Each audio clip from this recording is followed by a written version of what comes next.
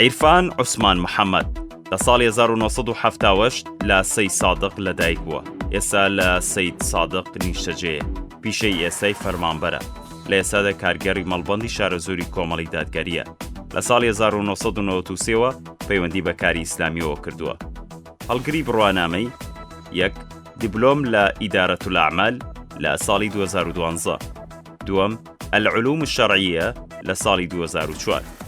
ئەو پۆست و بەرپرسیارەتە حیزبیانی پێشترەی بوون. 1. کارگەڕی ناوچە لە ساڵی 2000. 2.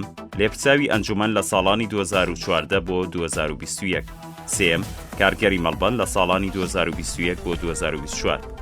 ئەو خول و ڕایەنانانەی کە بەشداری تێدا کردووە: 1. خولی سەربازی لە ساڵی 2000. 2. چەندین خولی ئیداری و ژمێریاری لە سەراسی حکومی لە ساڵانی 2006 بۆ 2018. 3. 2 خولی هەڵبژاردن لەلایەن ڕێکخراوی NDI ئەمریکی لە ساڵانی 2009. 4. چەندین خولی تر لەسەر ئاسی حیزبی لە ساڵانی پێشوودا. 5. دەرچووی خولی TOT لە ساڵی 2022. شارەزایی و لێهاتووی هەیە لە: 1. زمانی کوردی، 2.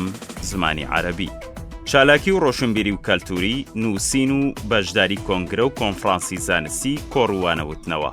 1. بەشداربووی هەر 4 کۆنگرەی کۆمەڵ. 2. بەشداربووی 2 کۆنفرانسی کۆمەڵ. 3. بەشداری لە چەندین کۆڕ وەکو محاضر. 4. ئەزموونی وانەوتنەوەی هەیە لە قوتابخانە شەرعی و خانەی فەرموودە. پەیامی پاڵێوراو بۆ دەنگدەران: دەبێت وەستانی سەر شەقامەکان بەرینە پەرلەوان بە بڕوایەکی بەهێز و دەنگێکی دلێرەوە، ئەوەی ئەوان خراپیان کرد ئێمە چاکی بکەینەوە.